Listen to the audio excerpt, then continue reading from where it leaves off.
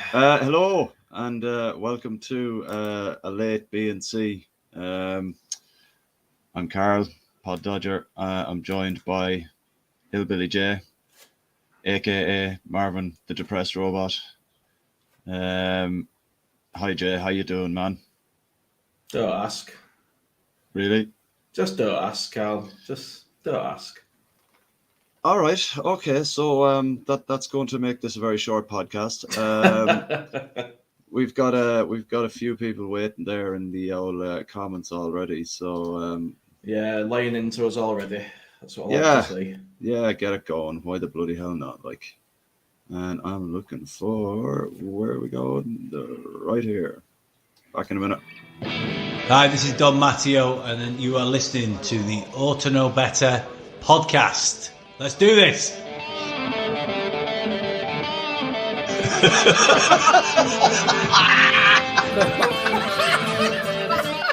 You look like fucking Brolin, you're a Leeds eating bastard. Look like some sort of fucking weird floating head. No. He's a utensil player a bit, innit? I mean, I feel a bit right, dickhead. Nothing spectacular, really.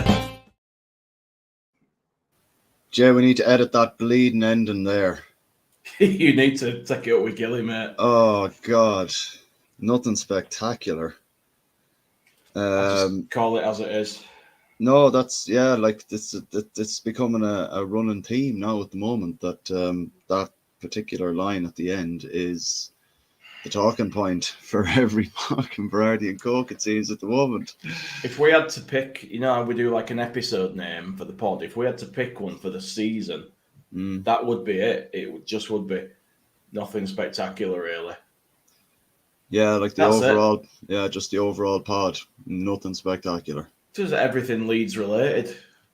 Yeah, it's going down the toilet fairly quickly now, to be honest with you. But sure, we'll get into it a little bit. For my 10% voucher. I know, yeah, that's the thing. I don't want a voucher. I'd much prefer the cash, if you don't mind. Thank you. You'll never see that again. Yeah. I saw something today about a guy. There was a guy who'd got the credit, you know, when you sell your ticket back to the club. Yeah. And you can only put it towards membership or next season ticket, and he's not a member anymore, this guy, or anything, so his money's just gone, basically. Oh man, that sums up this fucking ownership. It does indeed. But look, Jay, you went down to the game yesterday, man. Nice drive down. Oh, it was lovely drive down. I were all positive, you know, sun was shining. Good. Thinking West Ham off the back of a European semi-final, all G'd up at final. Nobody's going to want to get injured. You know, they won't be that bothered. They don't care. Yeah. There were only one team on that pitch that looked like they weren't bothered and didn't care, and it won West Ham. Yeah. The crowd, the Leeds fans seemed to do all right, though. They were very loud on the TV. I know I was, if you're watching on the telly and all that, like, but yeah, it was. Yeah, it was a bit wild in there. Someone keeled over near us. So I don't know what happened with that. I hope they're okay. But the West Ham stewards were useless, man. People were like yelling at these guys, and they were like a row away from us over this divide, and we yelling at them saying, "Get over here! Something's happened," you know. And I think they just thought we were a bunch of knobheads taking piss, so they ignored us for the majority. I kept my head down, to be fair, but some of the stewards were knobs. You know what it's like when you go to away games. A lot of people end up in the stairs and stuff. And this kid says to me, "Oh, you're the first fans that we've not been able to stop standing on the stairs." I was just like, all right, well, you know, get used to it when we're in town. Yeah, exactly. Yeah, people were leaving a walkway clear and stuff, just enough, you know, for people to get by, but they were still moaning. And then they tried to check your ticket before you went back up to the stand after half time. And I just says to this steward, "Oh, I've binned mine, mate. You know, it were in my back pocket, but I were in a different stand because I was stood with Luke and that rather than where I was supposed to be." But that's what I love about Leeds fans. There was a guy stood next to me when this steward said this, and I said to him, "Oh, I've binned my ticket, mate. I didn't need it once I got in. Didn't think it was going to get checked again." And this lad just piped up and went, "Yeah, I saw him up there. He was stood near me." I didn't know who the fuck he was. Yeah. But yeah, so top marks to that guy. You're a top man. So the fans are great. good crack in the stands for Berardi, Sam, and Nuns all over the place. I was still behind some of them actually. Yeah, for 25 minutes of that game, man, we were looking okay. For 25 minutes of that game, we looked like we'd turned up to do what needed to be done. We looked like we were up for it. Even Bamford looked up for it, to be fair. Mm-hmm. Yeah, he did. Who could have blamed him if he'd said, fuck this, Yeah, no, he was, from obviously watching on the telly, it was quite a, I want to say good 25 minutes, but it was more acceptable than it was good. Yeah. Like we have that sinking feeling now where we're sitting there and we're like, right, we've gone 1-0 up, and then they get an equaliser, and then they put up the stats that we've lost the most points from winning positions, 24 games or something like that. God. So like we have to look at things like that moving forward. But like, where do you think we fell down yesterday, Jay? I know the second goal, it was their first goal actually was quite a good move. We were very much caught on the hop, and the flick from, I don't know who the douchebag is, like, but there was a flick into Bowen, and it's always going to be Jared Bowen, and Or gutted when I saw his name on team sheet. Yeah, I thought Rice hit it, connected well with it, but I don't think he meant to connect the way, or for the ball to skew the way he did, really. But look, sure, it is what it is. And what do you think happened after that, man? Like, because we were very much in the game, like very much in the game. Yeah, I just don't know. I mean, even at 1-1, we were still in the game. Yeah, I wasn't massively worried at 1-1. I thought it'll be okay. We'll get back into this. We're not rolling over. We're doing some good stuff.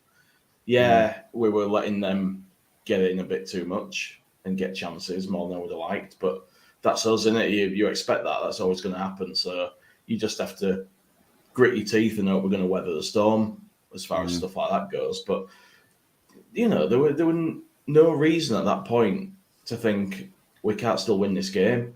And a lot of the time this season, when we have conceded a goal, you've got the feeling, it's over. This is finished now. Yeah. Did like, I know it's he's only been here 3 games or whatever, Sam, but do you feel like I know we it's like we lost, like, but do you feel like given more time he might have got us out of it? Maybe going off what he's done with the starting 11 so far. I know it's not mad impressive, but no one expected anything from City and no one expected anything from Newcastle, really. No, that's true, but we've just thrown away too much. I'm not sure if any manager could have done it, to be honest with you. I mean, what can a manager do about the misses that Bamford's done? What can a manager do about individual errors when people are just too stupid to clear a ball or pass it to the right person? Yeah. There's only so much they can do. And I don't know if anyone could have saved this team. I think it's just fucked completely, for want of a better word. There's something not right. And, there are individuals who look like they care and they're trying. But if you've got a bunch of guys around you that just aren't that bothered, people like Weston McKennie, then what's the point? Well, you're not going to get far, are you? You can't pull a team through a season with like 3 or 4 players who care. Yeah, I get that, man. I was listening to a radio station today, just driving around aimlessly because, why not? And they were saying that there's a pattern with teams that Bielsa manages, that they always seem to go into some form of free fall after he's left. Because of how intense everything was and the standard to which he expected everything done, and when that discipline goes, you could see it in the players. Like Jesse came in and he said, they're trained too hard and this and that.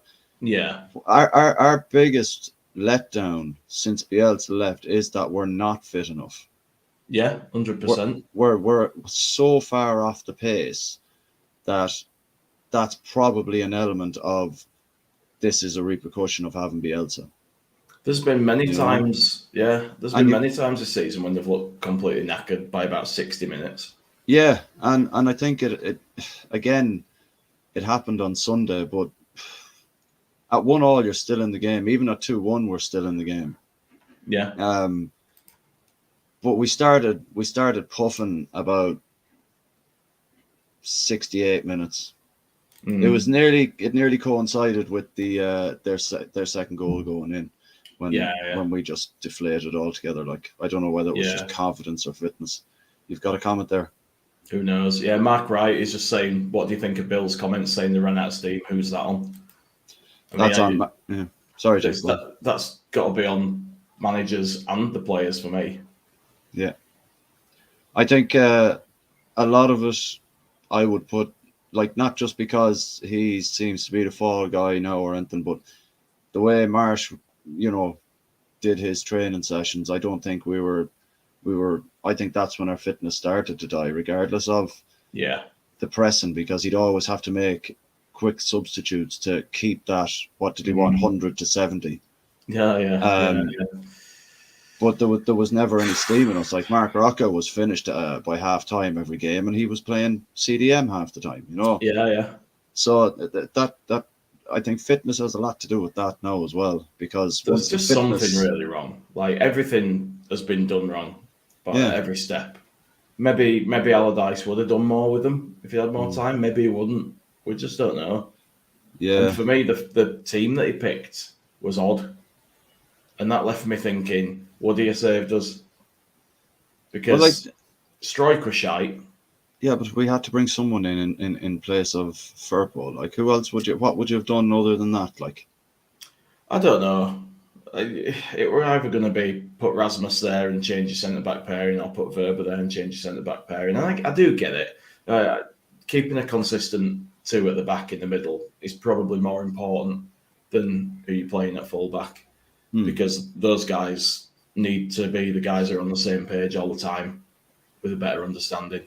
But to see sort of Nonto and Somerville both on the bench, that was strange.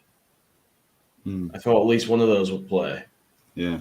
You can't really play Rodrigo on the wing. It's not his place. And a lot of his good work is then done out wide rather than in front of the goal. Yeah.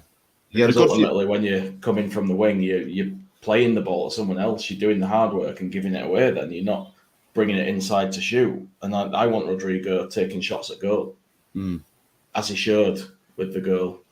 Well, like, the thing was, like, there was a couple of times where he did end up taking the ball out wide, where he did cut in, and there was a couple of opportunities where he could definitely have had a shot, and it was on his left foot as well.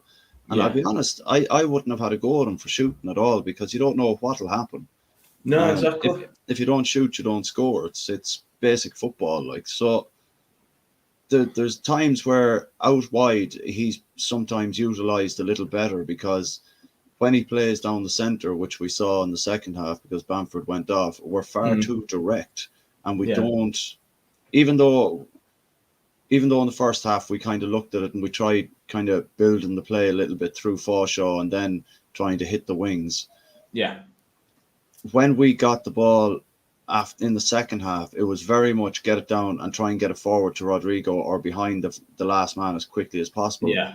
And that's a totally different style of play to what we were playing prior to Bamford going off. And I think it is, having Rodrigo out wide in certain times of the game is far better. I personally have loved to have seen Rodrigo go out wide and put Willie in there in the centre, because I think Willie would drop a little deeper and that'd open up the space in behind for Rodrigo to come in off the left and Jack to come in off the right, Yeah. And Willie could then act as a 10, and Harrison and Rodrigo could play as a false kind of strike pair, Because if we're playing the over with the wing backs as well, then you've got the options out wide for Willie to then play the ball around or come back to Cock or Firpo or to Forshaw. Yeah. And sometimes I think playing the players in the positions that maybe they're not preferring is probably the best way to go sometimes, Oh, yeah. I think sometimes you have to, don't you? You've got to put the good of the team ahead of players' preferences for positions. But you still need to put people in positions where they can perform. So, I felt sorry for Bamford, but he were clearly trying too hard. That fucking volley he did that just went off into space. Yeah. You know, And then I did feel for him. Aronson had a bit of an air swipe at one as well, and so did Nanto. To be fair, like Willie played pretty badly by his standards, to be honest. Yeah, I heard someone mention that maybe Willie is being found out. I don't think it's Willie is being found out. I think the team around him, as well as like it's the same for other players as well. It's just not up to it at the moment. And when a team around you isn't up to it, it's hard to get yourself into it as well. You know. Yeah, the team around him is playing shite, and he's struggling to get game time. He's 19, like his head's not going to be perfect, is it? He's going to be a bit pissed off and frustrated, and you know, he's like you say, he's 19. He's not going to be composed and model professional, thinking, "Oh, I'm just going to wait for my chance and help the team." There's going to be youthful enthusiasm in there, arrogance, and all the rest that comes with being a really talented player. He wants to play games. He wants to be on the pitch. He's going to be pissed off. His head's not going to be completely right. I don't think you can say he's been found out because he had a shit game when everybody else had a shit game. Do you know what I mean? Yeah, that's like crazy talk. Yeah. Just on Forshaw, he lasted his 60 odd minutes or something, you know. From what I was able to watch, like what I watched, he didn't look like he did a bad job. His passing ability isn't something that we've previously witnessed, but he was very much getting on it and spreading it wide at opportunities. Do you think maybe if we go down, because I'm still not convinced we're not mathematically down yet. Stop it, Karl. Look, man. Look, it was the same last season as well, wasn't it? We had to win on the day and hope that there was only a bleeding loss to Burnley to keep us up. Exactly the same. It's exactly the same scenario. I think don't know why people are like, you're the last one, and I don't just mean on the pod. I mean, you're the last Leeds fan that still thinks there's a chance.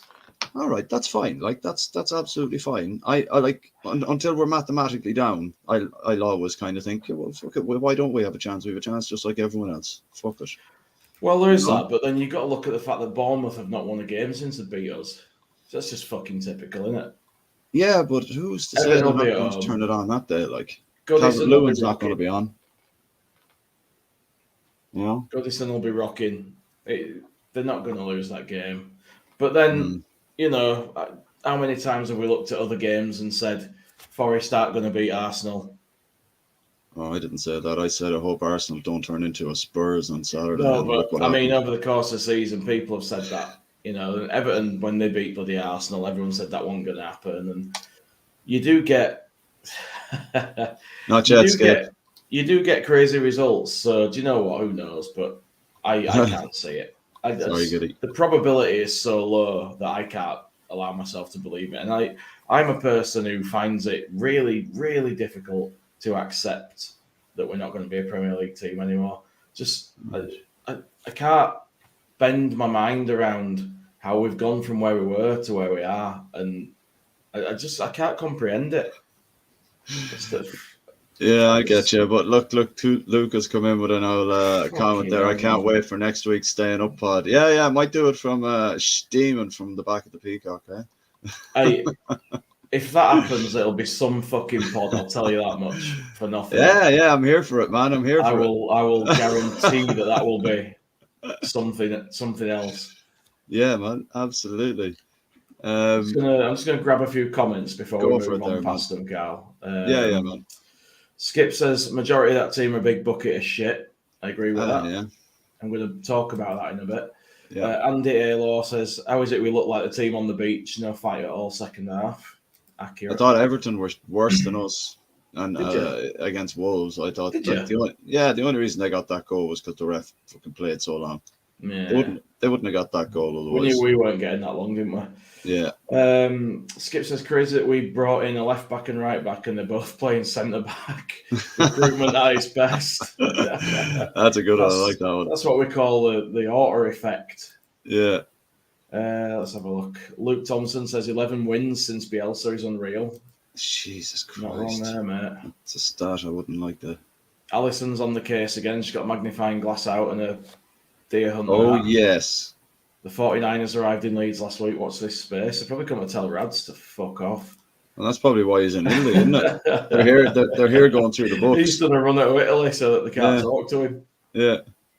Andy Halo says, that was our whole season summed up in one game. Score early, miss chances, sit back, can't defend, get battered. Yeah, it is basically rinse and repeat. He's not wrong there. Luke, again, he says, the board are fully to blame. Having no plan after Bielsa is unforgivable. Scrapping all the good work and doing on the cheap. Bielsa showed them how to do it. They had the blueprint and blew it. Not wrong there, is it? Liam B says, Orta left this club in such a poor position. His last year's business by him was terrible, except for a few players. Should have gone at the same time as Jesse. Totally agree with that. Absolutely agree with that. Yeah, I'm always of the opinion that Jesse should never have been given the job after he kept us up. 100%.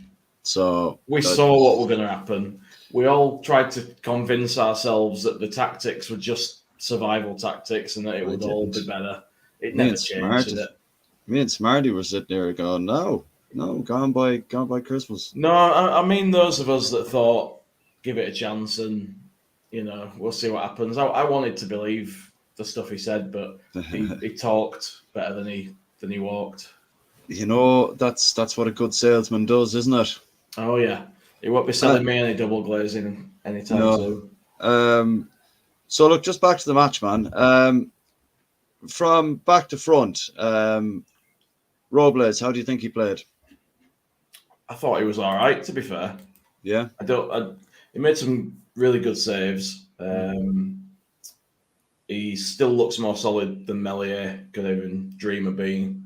And for me, he's going to be our number one next season regardless because he's looked solid. He hasn't made any crazy mistakes. He's not done anything mental. And he's not been beaten by every shot that's been fired at him. So he's automatically number one for me now. Yeah, that's the thing, yeah. And then just going into the back line, do you think going forward, regardless of whatever division we're in, do you think do we build a defence around Verber at centre-back? Well, do you know what? I'm going to bring up the thing that I loaded into the brand because this kind of touches on it. If we're going to discuss it, we might as well just up together. All right, okay. I was just kind of going through the game. Yeah, don't worry about that, Karl. We're going rogue here. So that was the starting lineup that we had against Leicester. Now, I've made some notes on this. Oh, fuck. Right, so what's the crack with the orange tick now? Did you run out of fucking green or something? Right, did you? So the red ones can all fuck off. Okay. Right. I went easy on Luke Ayling. I only gave him one cross and not two. But that angry one there for Weston McKennie. Look at the length of that one there. That's really an angry hex. That. Yeah, he can fuck off. I liked his new version of his song though that we were singing yesterday. Ain't nobody like McKennie. Fat and lazy, loves the takeaway. But what I've done here, all the ones in red, they can fuck off. We don't need them. We're not going to benefit from keeping them. The ones in green, obviously, I want to keep them at the club and move forward with them. The ones in orange are people that I've decided keep them as squad players, but I don't want them as first choice players, basically. Jeez, you're getting a bit of traction there in the old comments. There's a few going, Rodrigo, F off. Do you know what? I'm not lumping Harrison and Rasmus as well. No. Yeah, no, I'm not lumping Rodrigo in the same way as I'm saying fuck off to Weston McKennie. Rodrigo for me has been decent and he's shown a lot of fight. And I'm a fan of Rodrigo. I've crossed him out because of his age and I don't see him wanting to play in championships. I don't see him being in that team next season. That's basically it for him. I'm not actually hating on Rodrigo. I like him a lot. Well, you've got two comments there saying that you're wrong. So we've got Mark right there saying it, and then you've got Emma Holmes. Rodders, are you mad? He's the only one that looks like he cares for me. I should have clarified that part. I wasn't telling Rodrigo. Yeah, look another one there. Rodrigo's old. We'll want one final big payday. There he goes. But yeah, I think he'll move on because he's knocking on a bit and. As you've told us, Karl, anyone over 29 is past it. So Sell by date, man. Sell by Yeah, date. well, that's it. I pulled up the bench as well, Right. and I gave them the same treatment. Melier can go because he's been talking about wanting to leave if you read the stuff in the press, so I don't care about that. Okay. Cooper, keep him as a squad player again. Good motivator, good captain. Not someone I want to see first choice. Jeremiah, something that I'm not going to pronounce. Don't know anything about him, so I can't boot him. Aronson, if he wants to stay and be a squad player, try and toughen up a bit, he can stay. Mike Rocker can fuck off. Somerville, he stays. Reuter's got to stay because we spent a fuck ton on him. Nonto, got to stay if we can keep him. Greenwood, just not developed enough for me and turned into anything. Right, that's one thing now that I wanted to have a chat about, actually, regarding the game. Okay. Greenwood, bought as a striker. Right. Yeah. And Developed under bleeding. Was it Marsh that started playing him in midfield? And I don't think it was Marsh, no. Did he play a few games for Marcelo? Yeah. Regardless, anyway, play him as a striker. We bought him as a striker. Well, yeah, if you're going to do that, then yeah. Like, Joe Gelhardt got multiple opportunities up front last season. Why doesn't Greenwood get the same kind of level of chance up front? We don't know. Like there's videos of him playing for the under-21s. Granted, we know that the under-21s isn't real football, and they need to bring back B-team football because turn them into men. Why he's banged in all amounts of goals playing up front for the under-21s? Why not give him a shot up front? He was red hot when he was playing for them every week before. Yeah, when it was it was him, and who was the one he was playing up front with? The other one, who was his partner? Wasn't Edmondson back then, was it? No, it was Gelhardt, wasn't it? Was it Gelhardt? Yeah. And Greenwood was always scoring. He scored. Didn't he score like 22 goals or something in his? Yeah, he got some ridiculous last amount of season goals playing up front.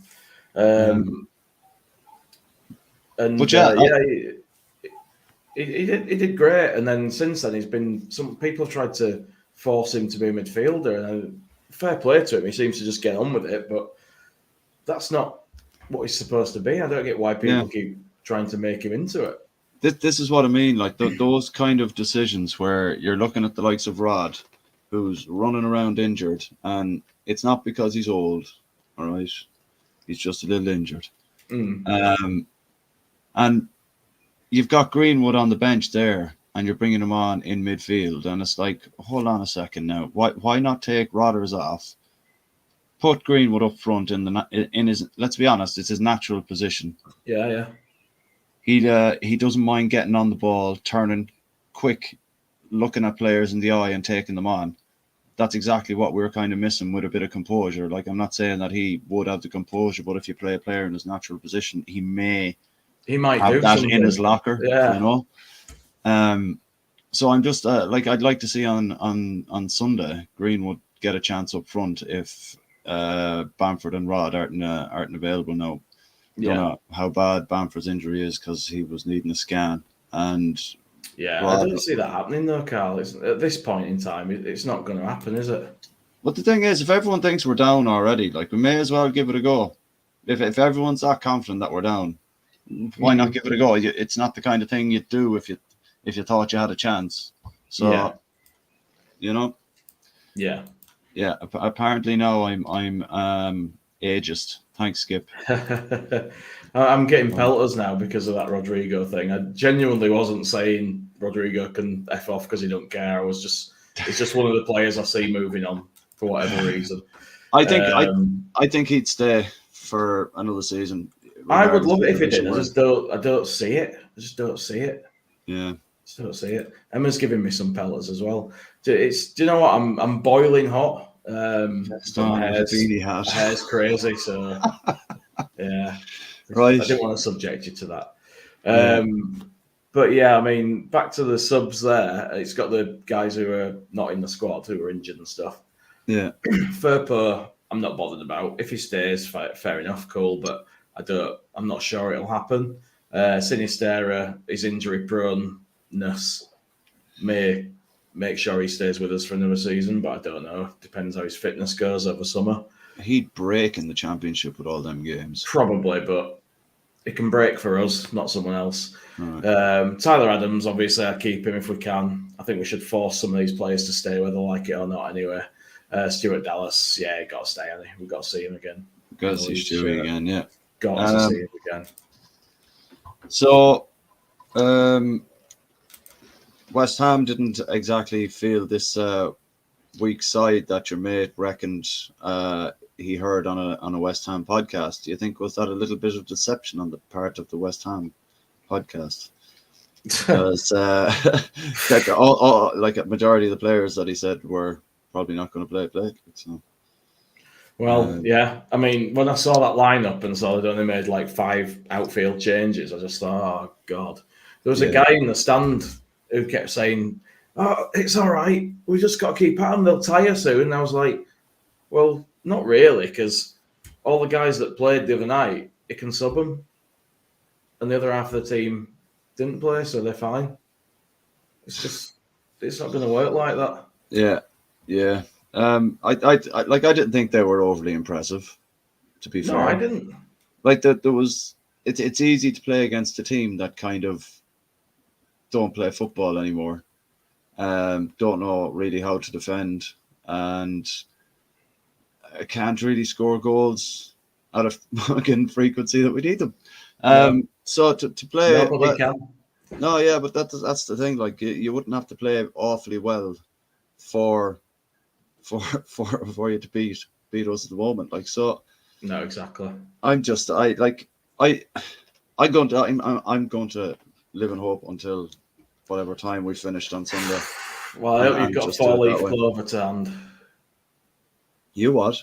I hope you've got a 4-leaf clover to hand. Right, okay. Take it to bed with you if you have.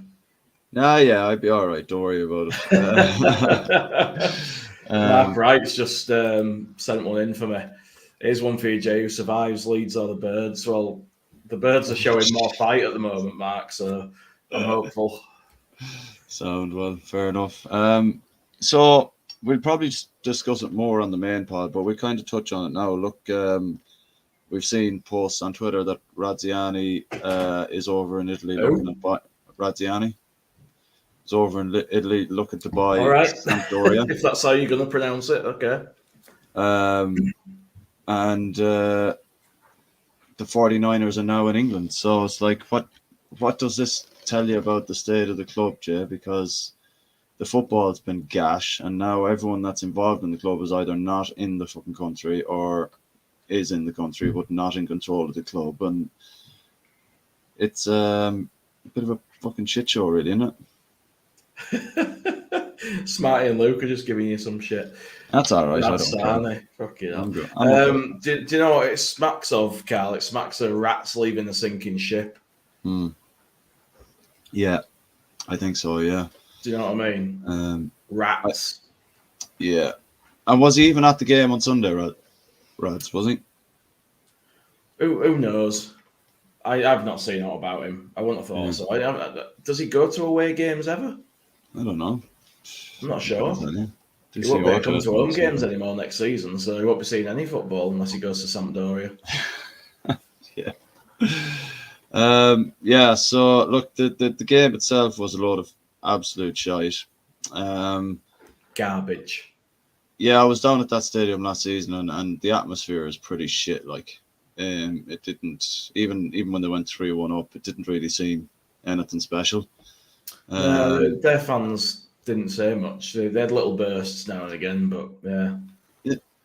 Yeah, to be fair, they were actually all right when they played us up here, but I guess they only travel away, isn't it? Mate, if we were in a final for a trophy, even if it's like a tin of fucking paint, our fans would be buzzing, be singing all game for them. Especially then to see them winning in front of you, and you're just like, the whole club should be buzzing. Everyone should be buzzing. They've stayed up. They've got a European final for a tin pot trophy. They should be happy as Larry, and they're all sat there silent half at time because they're just shy. Yeah. I think David Moyes is gone in the summer anyway for them. Like, I think as well as Declan Rice, I think Moyes will go. Because like us, they're in the Premier League, but they'll need a complete overhaul if Rice goes, and I can't imagine there'll be many more. Yeah, they're going to be in this fight again if they don't make some pretty radical changes, I think. Yeah, it's the same as us. Like if we go down, it's a massive reset if we go down, and it needs to be like when it's the first game of the season. They brought it forward early. It's like the 10th of August or something, is it? Is the first game of the season in the Championship? So yeah. Who knows? On that subject, Andy Aylor said, "Do you think Ratsani will be will be at Elland Road for the last game?" Probably. He'll have no choice, will he? Oh man, his car's going to get blockaded and turned over. That's entirely on him. Like, maybe don't drive your own car. They might have to bring him in like a bag or something, in like someone's boot. You know what I mean? Yeah. You can tell that the game was absolute garbage on Sunday by the fact that we're just talking about absolutely anything but said game. I don't really have a lot to say about the game, to be honest with you. I thought for 25 minutes we were all right. Great finish from Rod. We have a player. Oh, that was awesome. Yeah. We have a player who's not our best winger taking throw-ins, so we found a use for McKennie.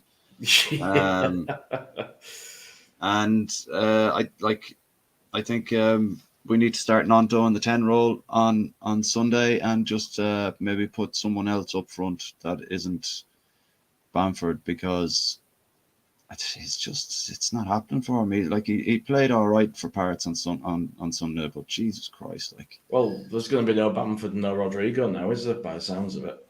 Yeah, probably. I don't know what we do. Do we stick Perkins up there? What do you like that? You got a fine finish for the under-21s there, and their playoff final win. So, or was it that was the semi or something? Was it? But yeah, I don't see why not. Like, I don't think there's much else we can do unless he's going to play Nanto as a striker, because he's clearly not going to put Reuter on, is he? No, but the thing is, like, we've got kind of players, that young players with no fear, that will just get the ball down and run at players, but we're not utilising them in the way that we should be. Like, like even West Ham there the last day, as soon as Bowen got the ball, he was gone. He was just running at us. And then when Lanzini came on, he did the same thing. And then Forlan was it Forfan? Is it or Fornals? Fornals. He was doing the same thing to us, man. You need players who are just literally, like, the last thing a defender wants is to be on the back foot with a player running at them. And if we don't try something new, even for the last game of the season, people are saying we're down already. Well, then, if we're down already, change it up. What's the worst that can happen? You know what I mean? Throw a load of shit at it and see what sticks. Well, it doesn't seem to be much sticking at the moment, so it's worth a shot. Like, it can't be any worse, can it? Yeah. Like, we're fucked at this point. We just go balls out, do whatever. Not this balls out, though. Coleslaw and toast saying Aronson and Forshaw up front, too. I love what you're having, coleslaw and toast. Thanks, man. So it's could do that. Could be worse. He scored a dinger against the Scum last season, so why not? Exactly. But yeah, I think if we're going to go down, we may as well go down swinging and just put on a load of young ones up front, like the front three of just Willie, Somerville, and maybe Harrison, just absolutely hammering at them. And then put someone else, like, I don't know, anyone else in behind the three of them, and just run at them, get the ball at your feet, and just a license to absolutely bait at them. Yeah, no more of this defensive bullshit. Just go for it. Just hammer at them. There's the ball. You're 19 years of age. You've got an engine on you like a young horse. Off you pop there now. Just run them ragged. And fuck it. After that, man. You know what? Well, like, you can't say that they didn't give it a go on the last day. Like, we're sitting here now talking about a game where we're like, yeah, we gave it a go for 25 minutes. But if you give the ball to young fellas who love having the football at their feet and tell them to just go out there, you've got nothing to lose. We could win this, and all Everton do is draw, and they stay up. Why not just go and absolutely hammer at it? There you go. Yeah. There you go, Co Santos. Give Xabi a go. Nothing to lose. Why not? Why the hell not? Give him a game. Maybe have him in behind the three lads up front and just have some young fellas that are going to absolutely just go, you know what, fuck this, and just go for it. Yeah. You know? That's what we've got to do, isn't it? The shackles have got to be off for that last game because nothing less than a win will do.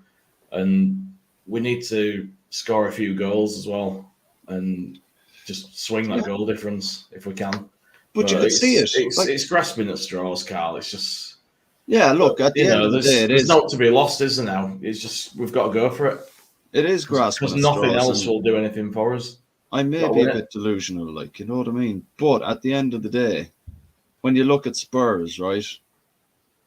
Like, I don't know if anyone saw their game on Saturday against Brentford. They were absolutely dog shit.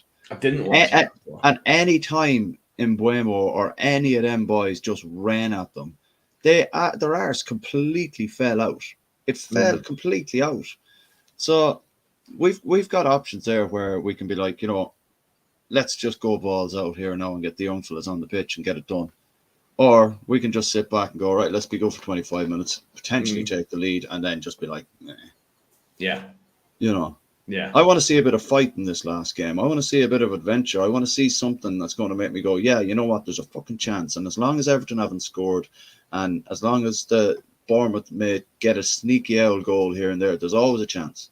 Do you know what? If we could take the lead while Everton are still at 0-0, that might have an effect on them when word gets round. Exactly. The fans they have to go for it. Nervous and, you know, but if they score an early goal, you can write it off. That's it. Yeah, but the thing is, like, as long as they don't score, if we get a goal, which we, like, 24 games we've lost from winning positions. Who's to say we're not going to go into a winning position one more time and that makes their arse fall out? And that helps us, like, you know what I mean? You know what it's like standing around and hearing the team that you don't want to score, and you're in that stadium, you're like, oh man, and that just resonates through the whole stadium, and everyone just gets that, like, and that knocks the stuffing out of you, doesn't it? Your spirit just gets crushed. Yeah, but that goes on to the players. Players sense that kind of shit, man. They're not, you know, people think, oh, it's only football. It's like they understand the feeling of the fans, like when there's something at stake. You know what I mean? Yeah. I mean, knowing all this and knowing what position we're in, I mean, if you were Allardyce, what would you have said to him at half time in that game? What would you have said to try and get him going? I'd have made 3 changes straight away. Would you? Yeah, what would straight you away. I'd have brought on. Bearing in mind, Nonto had come on at this point. Yeah. I'd have brought on Somerville. I would have brought on potentially who was it we had on the bench? I'd have brought on Greenwood in a more advanced role, like a number 10 role. I know I've said play Willie in the middle, but you could let him drift, and then him and Greenwood could potentially swap in and out. I'd have done that straight away, and then in defence, I'd have probably brought off Strike and gone with probably a back 3 and brought in someone else. Then, you know, I can't remember who else on the bench, but I'd have made 3 changes straight away. 2 up top, get on the front foot straight away. Would you have had Koch drop into defence to have 3 centre backs and then? Potentially, yeah. That's not a bad shout, yet. But I definitely would have made the Somerville and Greenwood changes straight away and just put the impetus on getting forward and getting I would have put as quickly as possible. I would have put Somerville on. I mean, what was that about with him and Ayling as well? When they didn't seem to be on the same page at any point, they just kept tripping over each other or leaving ball, arguing. And Ayling, for me, needs to calm it down a bit if he's going to start arguing with players, because he's not been good enough to be criticising anyone. But the thing is, as well, if he's wearing the armband, he has to, you know, he has to get them up, and he has to be a bit critical here and there. But that ball, that one you're on about, I know the one where he down was on the wing near the corner. Yeah, he was dribbling, and he expected Somerville to take it on when Somerville wasn't even looking at it, and then Ayling kept running on. Yeah. And then he had to go at him. Yeah, there was no need for him to have a go at Somerville there at all. Like, but you can understand why he should have. Being frustrated. Yeah, that's potentially it. Like, you know, it would just hard to watch. It would. it was just one of them where nothing really seemed to be going right after half time. We couldn't get out of first gear. Yeah. I And thought that was so frustrating because that first half we had those good spells. We had that first 25 minutes. Yeah. I don't know where it went. I think we looked more vulnerable when the balls went in behind. Because we were pushing on. There was one there where Allardyce was telling Stroik to get up the pitch for a corner, and we left Somerville on the halfway line, and then they broke with 3 players, I think, and Somerville, fair play to him, got a tackle, and I got to give kudos to Brendan Aronson as well.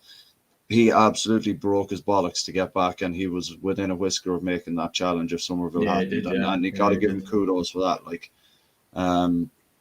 So yeah, look, I think at the back we were quite fragile there in the second half rather, and I put that down to a lot of trying to get forward quickly, trying to get stuff going, but then once the second goal goes in, it's not so much about trying to get the ball forward. It's more about the heads are down. Then the heads are gone. Once that second goal goes in, it's deflated. It's not about us getting caught in the break because we're pushing forward. It's not concentrating at that point. It's not looking at where we're at, where players are, what's going on around us. The concentration levels are pure gone there because they don't have the confidence in themselves to score more than 1-2 goals. And once that second one goes in, it seems like they're like, we got beat 5-1 by fucking Crystal Palace. This could happen again. Yeah. You know, and it's they're all mentally destroyed, aren't they? Yeah, they're mentally broken, I think, at the moment. And it's not like when Luke came out and did that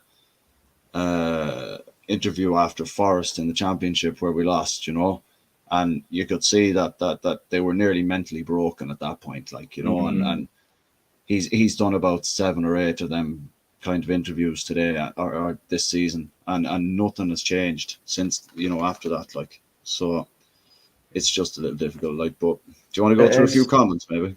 Yeah, I was just going to pull a couple up actually. Coleslaw just saying squad doesn't look like a cohesive unit like it used to. Totally agree with that. They do look like individuals. There doesn't look to be any real understanding between players, and I kind of put down the stray passing to that. We see so many stray passes so often this season. We've won a ball back and the crowd's cheering because we've got the ball back, and then we just pass it straight to the other team again, and we're defending again instantly. Yeah, and that can only come down to not being cohesive for me, because there's no way people who've made it to Premier League football level can't pass a ball. No. The thing is, you were saying there, it's the concentration levels go when the fitness goes. If you're not fit enough physically, then when you start to wane and you start to slow down, that also affects how you're thinking and your reactions and your awareness and stuff like that. So the fitness, it has a lot to do with it. Definitely has a lot to do with it, and the cohesion of the back line needs to be sorted out, because between the back and the midfield, it's not going well enough at all for me, really. No, it's completely disjointed. Disjointed. Skip says just seems a huge divide between senior and younger players. Yeah. What do you think of that? There does seem to be an element of that for me. It's like the old hands like Ayling and stuff. They seem to be getting upset a lot with the younger players. Well, it's a difficult one, because the older players are going through exactly the same as what the younger players are. But the older players should be handling it a little better than they are. So because they're not, and everyone's in the same boat, but others have experienced it more recent than others, and it's like it's the likes of Cooper and you see Stuart Dallas on the side of the pitch down at Bournemouth, G'ing everyone up and getting that kind. That's what should be going on with the likes of Ayling. They shouldn't be walking around bitching and moaning at a young footballer because his back was turned and Ayling should have kept carrying the ball. Yeah. At that point, you turn around and you say, look, right, let's just get the head in the game. Come on, sort it out. Get going again. Come on. Instead of going, what the fuck are you doing? Yeah, That's not, that's like, you have a young player who's going through only his first proper relegation battle in a game that we need to win. Yeah. And all he's doing is fucking him out of it, as opposed to going, right, okay, come on, just think about it. Get the head in the game again. Let's get on the ball and let's start to get it going. Yeah, so, if you keep hammering him, he's just going to respond negatively, isn't he? Well, like, yeah, exactly. It's like the comment said there. It's like there is that divide, but they're both going through the same things. It's just one is handling it differently to the other, and the other should be handling it way, way better to help the younger players, whatever about the position they're in. Do you think it's worse for players like Ayling and Cooper and the rest of the guys who were involved with getting promoted because they can see everything that they worked for going down the pan? I mean, those guys busted their bollocks to get promoted. Yeah, it must possibly. be difficult to see this and possibly, to be a part of it. But at the end of the day, it's not like they've just kind of switched off the professional footballer mode. You know what I mean? You've got there, right? Fair play to you. Now it's your job to keep us there. You know? Yeah. Defensively, we haven't been sound enough. And that kind of goes down to the tactics that we were probably using prior to that. But we weren't even sound, defensively sound under Bielsa. It was just because we had so much of the ball that whenever we did concede, it was very rare that we did sometimes because we were always on the front foot. Yeah. But another thing with that is that we had a consistent back four the whole time in front of a keeper. Yeah. Whereas the last year and a bit, it's been all over the shop. Even Rob Price couldn't build a human long enough to last in our team now at the moment. Like, no, that's it. And he was the miracle man at one point. What? He was the miracle man at one point, Rob Price. Yeah. So look, we've been on for 51 minutes now, Jay, and we've come to the conclusion that as a whole, this needs a total reset. And I think Sunday was the final nail in the coffin that should say, yeah, this is it now. This is what needs to happen. I think we need to start Sunday on fire, and I think start a few young fellas. But again, we were meant to have a West Ham fan on tonight. Well, it was meant to be last night, but we didn't bother. And he's messaged the pod group there, and he's basically just said, "Look, I really hope you do it." Like he said, he's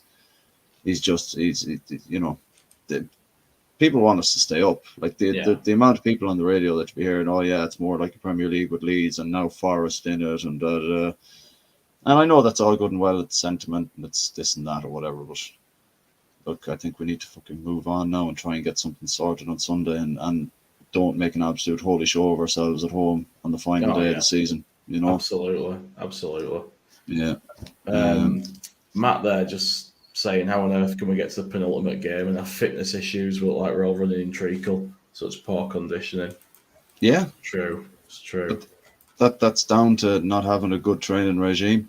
Yeah, that's it. Mark Jones, he's saying, think the Americans have let us down big time as well as Rocker when we needed him.